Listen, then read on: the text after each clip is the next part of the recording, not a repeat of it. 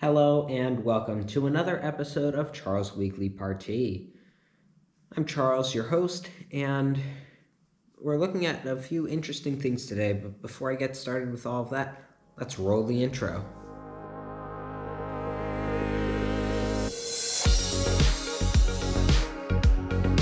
So, for those of you who have been, following or listening to my podcast for a while, you'll have noticed that I usually talk about architecture and technology, and sometimes I talk about one or the other. Last week was a tech-isode, as I like to call them, and for those of you who do like architecture, I apologize for this news in advance, but this week and next week's episodes are going to be tech-isodes. This week is because, for me at least, it's been very busy. I don't know about everyone else, but I've been running around like a chicken with my head chopped off. And for lack of better words, it's taken a while, and getting there were some important technology updates that caught my eye, which I think need to be addressed sooner rather than later. And there are architecture pieces that I've been looking at, but the buildings aren't really going anywhere. If I wait to talk about some of these important tech pieces, some of the information I gathered might not be complete, and the other pieces that, when they get covered way too late, it ends up being, well, like, oh, didn't I hear that 2 weeks ago? Whereas the architecture is more of a timeless aspect, which is one of the things I appreciate. So I guess the best thing to say is this episode, which is number 31 of season 21, will be a tech-isode, as will 2132, and I'll talk about why that is later on. But 2133, I am planning a archisode to make up for all of that. And the other piece is that, depending on time constraints and whatnot, there may be some bonus content tossed in. And I will say, to make my life a little bit less stressful, some of the times I may have, based on what I'm looking at in my calendar, there are sometimes I may have the opportunity to create bonus content that won't have a corresponding video component. So just a heads up, that's where we're looking on, or in the future. And I've said it before, and I'll say it again. My goal for this season is to hit 40 episodes. And unfortunately, that does mean I get maybe 1 week off. So on the plus side, because archisodes are a little bit more timeless, they do have the benefit of being able to be recorded at one point in time and then released later. So for all of you who might be complaining that I'm doing 3 tech-isodes in a row, trust me, there will be a couple of archisodes coming up, because I'm looking at my calendar, it's going to get busy, and I want to hit that 40 episode mark. So we'll see how all of it goes, but without further ado, I'd really like to talk about the things that I spent some quality time looking into, because we'll just say, for lack of better words, the tech world has had a couple of explosions this week. A couple of explosions, and then there's one thing I saw that really caught my eye, and I don't think I was just lucky enough to stumble upon, and I think it's something really important to note out, because I'm looking at it, it's going to become a bigger problem, and soon. So let's get started. First things first, let's start with the PlayStation 5 paywall. So this one has gotten the gaming and technology world up in arms because they are all not thrilled. No one's thrilled about the chip shortage right now. And as supplies grow thinner, everything's getting a little bit more entertaining. And one of the things getting a little bit more entertaining is the fact that Best Buy decided to, as many people are calling it, put up a paywall for the PS5, which I agree and disagree with. So, a little bit of backstory. Best Buy has a Total Tech membership now, which costs $200, and it includes 24/7 tech support, free delivery and installation, a 60-day return window, 2-year protection of Best Buy purchases, which includes Apple Care Plus insurance, which I've looked at it before, runs pretty darn expensive on its own, and special deals, including the occasional Member Mondays.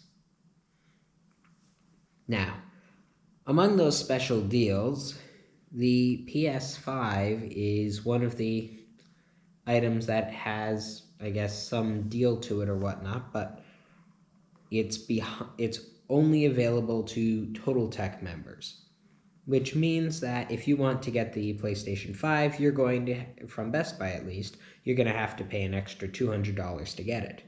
And that is the element that is really getting under people's skin. Now, I will say, from Best Buy's perspective, the stock held out for over an hour and a half, which in this day and age is pretty good considering how short supply is and how desperate people are to get things. But it still brings up the question, is the paywall worth it, and is it a good idea?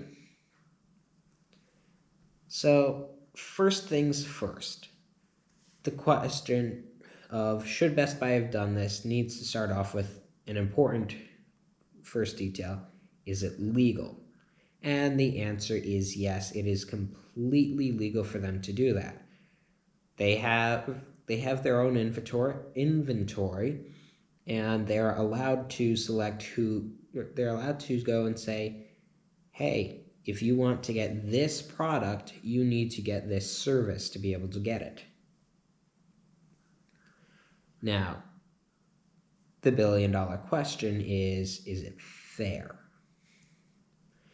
And the answer on that is sort of, because if you think about it, there are online scalpers and whatnot that are going after hard-to-find components and buying them up and selling them at an upcharge.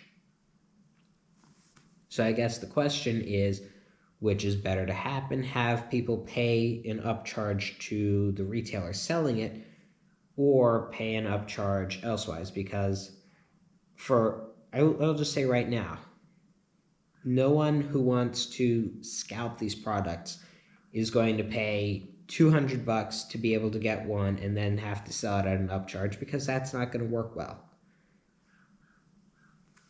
Depending on how hard everything is to find. If someone's really desperate, they may pay an additional $200 to get it. But that gets a little bit dicey. So someone who wants to sort of play the system like that and who would be making their separate $200 upcharge is sort of getting shut down pretty easily by this. Many people are calling it a paywall. That's another thing that's up for debate, because it is a wall, but it's what I like to call a member wall. And I'm not as big of a thing of, I don't think it's just, oh, you want to get a PS5? We're going to unveil this whole service just to make sure that you need to pay us extra money to get a PS5, which is where I think everyone is taking this. And the answer is, well, I can't say for sure behind Best Buy's marketing and whatnot, but personally, I think it's a combination of factors. This Total Tech membership is actually replacing a beta service that was available in select locations, I think, as of April. And you're not paying $200 to get special deals. You are paying $200 to be able to get around the clock tech support and around the year. So if your computer decides to have a problem at, I guess, the Christmas evening, right when you're going to show the family videos and the pictures from the year, well, you'd be able to give them a phone call and have priority support available to you. Which, don't get me wrong, for anyone who isn't as familiar with technology, can be a lifesaver.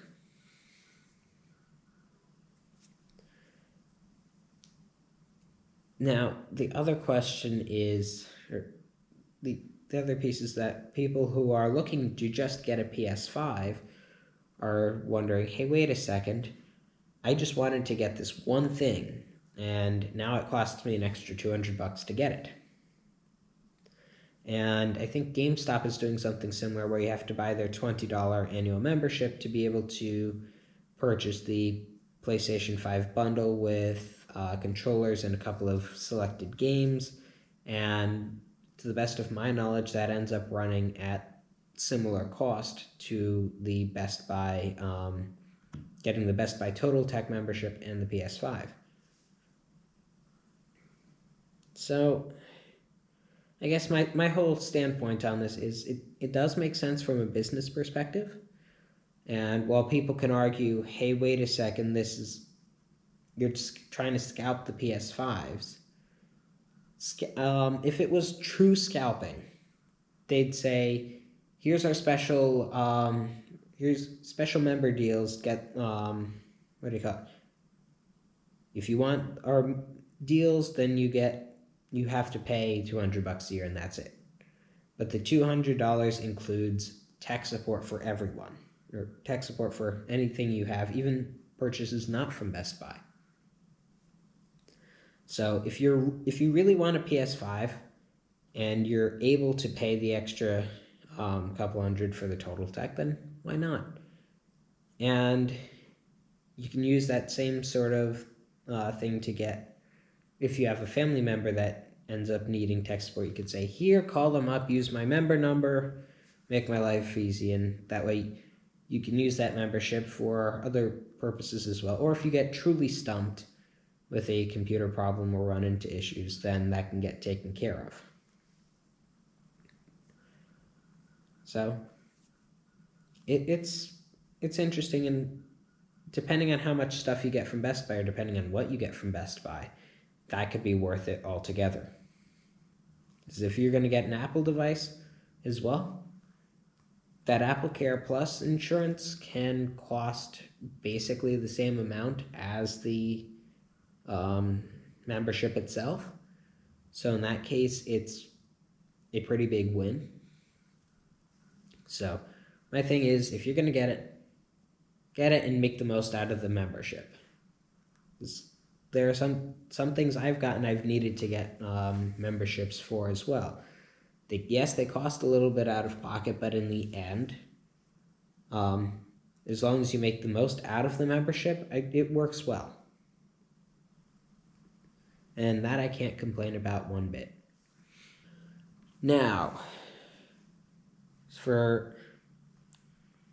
I'm debating which one I want to. I have two more things I'd really like to talk about, and I'm going to break order from what I have written down, and I'm going to talk about Windows 11, or specifically the Windows 11 update making things worse.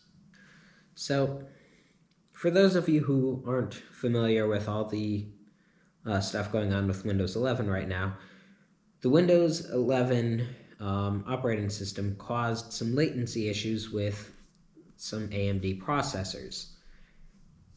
And people noticed that fairly quickly.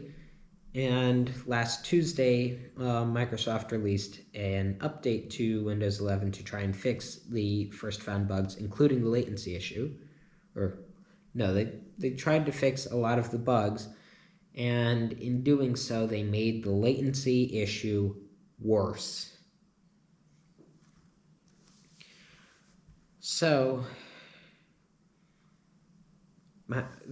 what ends up coming down on this is that AMD is going to need to step up their game and quickly on this, because Intel will be releasing their 12th generation Alder Lake chips sooner rather than later. And I think it's safe to say Windows 11 is going to be used for testing these processors out. So if that is the case, competing AMD processors will be tested using that same operating system. Because for those of you who aren't familiar with benchmarking, for people who are interested in building their own devices, or let's say are a little bit more technology savvy and trying to purchase a pre-built that they think will work out best for them, benchmarking is crucial to making sure that make sure that you're getting the best bang for your buck. So if you have a $300 processor from Intel and a $300 processor from AMD, which one's going to do a better job is the question that comes down to it, or that everything comes down to. So for someone, like when I was building the computer that I used to actually edit these on, and that was not the sole purpose for building that computer, but that is one of the uses that it has. I went down the AMD Ryzen road because I looked at all of the benchmarks on processors, and that was the best processor I could get for my money. So that's why I went with that. And if this issue isn't fixed before benchmarks start going on for Intel's 12th generation, then AMD is going to fall behind in the benchmarks, which means Intel will be able to take the lead. And don't get me wrong, for all the disasters going on with Intel, they brought in Pat Gelsinger as their CEO, and he seems to be doing a good job. However, part of that good job is that if Intel's going to be doing better, AMD is going to probably be doing a little bit worse. So that's why it is so crucial that AMD takes this issue seriously and gets it fixed ASAP. Now, fix-wise, Microsoft's next update to try and fix things is going to be released on October 19th, aka Tech Tuesday, or they should say Patch Tuesday, to try and fix this issue so Ryzen customers are happy using their operating system. And AMD should be releasing a separate patch on October 21st and earlier for customers who request it. And there's some speculation as to customers, meaning business customers who are running absolutely mission-critical things on their processors. But I haven't tried reaching out to AMD to get it, and since for the moment I'm happy using Windows 10, I'll hold off on upgrading until the storm passes over. So, yeah, personally, I am using a Ryzen processor, and my advice is, if you are currently running a Ryzen processor, I know Windows 11 looks and sounds great. Trust me, I've been looking forward to it, but I held off on upgrading to see how things would pan out, and that ended up being a very useful decision because there are issues right now that need to be fixed. And until those are fixed, the upgrade to get a nicer visual experience or some other nicer experiences that Windows 11 has to it isn't going to be worth the trade-off. So I can't wait to see the fixes so that I can finally go over and start messing around with Windows 11. So I'm looking forward to that. But in the meantime, if you have the capability to and you want to mess around with Windows 11, virtual machines are still a thing. Now, the last thing I wanted to talk about today is Hacked with F12. This one was the one that really got me fired up, and this is why I saved it until last.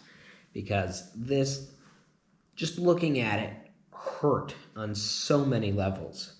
And in so many ways, it's not even funny. And don't get me wrong, this is a serious situation, and in my opinion, it's being mishandled. And I think once I explain why, you'll understand. Hopefully everything will end up panning out. But right now, this is a disaster unfolding. That should never have happened. The scope of this issue is that social security numbers were vulnerable to public exposure. And by social security numbers, I'm not talking about one or two social security numbers. I'm talking about over 100,000 of them. And the issue was discovered by the Post-Dispatch newspaper, and the issue had to do with the Missouri Department of Education and Secondary Education, if I have my acronyms right. So, a journalist at the newspaper discovered this issue, and the newspaper reached out to the government to say, hey, you have a massive problem here. And by massive problem, it's simply put that the social security numbers were located in the HTML source code of a database. And the database is so that because teachers are public employees, their teaching credentials and whatnot are available for public inspection. However, their social security numbers were sort of available for public inspection because they were located in the HTML source code. Yeah, you couldn't just look up teacher John Doe teaches at Smith Elementary School, teaches history, makes X amount of money per year. I don't know if that data is even there or not, but what do you call it? Got a teaching degree at at any university. Social security number 1, 2, 3, 4, 5, 6, 7, 8, 9. That was not the case. For those of you who, I guess, actually, I want to talk about that a little bit later. But the problem here is that the state is accusing the person who discovered this a hacker. And the governor went so far as to state that the paper was trying to make the state look bad and just sell headlines, and promised to hold the employee and all who helped that employee and the employer accountable for that discovery. And one of the big things is that they're claiming that there were 3 social security numbers stolen, when in reality the person doing the research who found the issue found the numbers in the discovery and said, wait a sec, those are 9-digit numbers, which any of us can tell pretty quickly, have a chance, know that pretty much every adult is aware that a 9-digit number has the likelihood of being a social security number. So in reality, what ended up happening was finding 9-digit numbers. The person said, "Hey, wait a second," and ran. I don't know what they did, but they validated the fact that those 9-digit numbers were actually social security numbers. And I think I said it before, but I'll say it again. When the newspaper found this issue, they did not publish it right away. They said to the agency, "Hey, you have a massive problem on your hands. You need to fix it, and let us know when you've taken and made it so that the public can't just do this, because when we publish our story, and if that's still there, someone's going to exploit it." Which I can say is 100% true. The reason why you can't be 100% transparent at a real-time rate on data breaches or vulnerabilities and that sort of thing is that you need to give someone a chance to fix it. So that heads up is saying, "Hey, you have a problem here. You need to fix it ASAP, and please just let us know once you've taken care, made it so at least it has a type of patch over it." And in this case, the patch ended up being the affected pages were taken down until everything can get sorted out, which is literally the best step that they could have done. And they're saying, "Hey, we'll wait until that happens so that we can publish this," which is what's causing problems right now, because they're saying, "Oh, you just wanted to sell," the governor's saying, "Oh, you just wanted to sell headlines at the expense of the state." Well, guess what? You can't call someone a hacker when something's located in the HTML source code that shouldn't be. For those of you who are not as technologically inclined, on most computers you can press a single key on the keyboard to pull up what's called an inspector. And that tool lets you view the source code of the website that you are looking at. And more robust source code is able to work carefully so that anything that has restricted access isn't viewable. So for some video streaming platforms, I know I've dug around. There's some places where I've gone into the source code because literally I press a key on my keyboard, it shows up. I've dug around that, and I found, instead of what do you call it? For a presentation that I was looking at, I made it available for myself in the future simply by looking through the code, finding the link to the media file, and from there it's a simple download. And I did that, and I can do that for places that have that available. And then other platforms and services are a little bit more robust in their coding and hide the resources used and are a little bit more cautious. So something like Netflix, you wouldn't be able to use this sort of exploit on because they have a very vested interest against someone just being able to download things. However, a simple video lecture doesn't have the same protections on it. So the big speculation right now is that this is really an attention deflecting move, because someone brought to light a big issue. And to the best of anyone's knowledge, this issue hadn't been discovered prior to the newspaper picking it up. So they're doing an audit of it they're trying to find out as best they can if that was actually done maliciously, although I don't think there's any easy way of telling. So they're trying to right now they're trying to assess what happened and trying to figure out if there's many damages that need to be fixed. But part of the reason why it's being considered an attention deflecting move is, as I mentioned, that wasn't a hack. So a hacker is someone who is trying to access something that they don't have access to.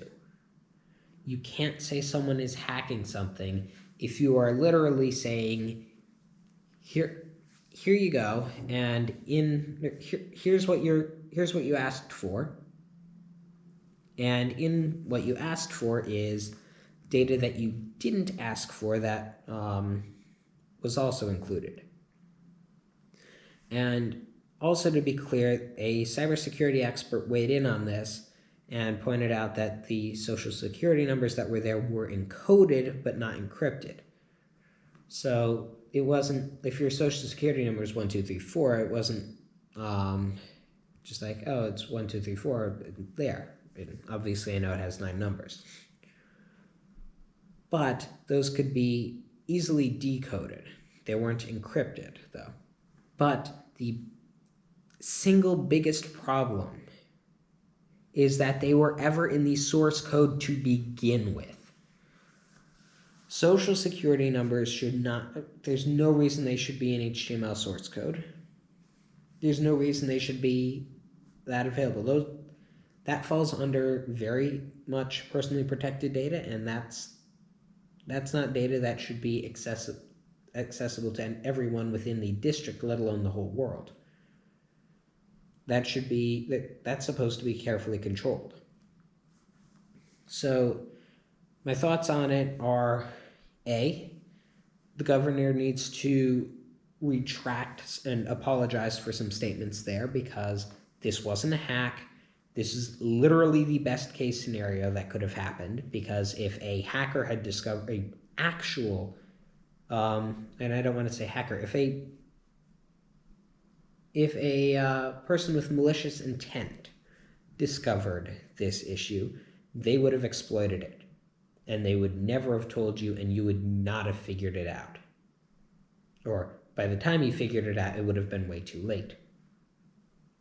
And third, if you do happen to be one of the teachers who may have been affected by this, one of the other employees who may have been affected by this, because there are over 100,000 of them that were available in the source code, please, please, please keep an eye on your credit.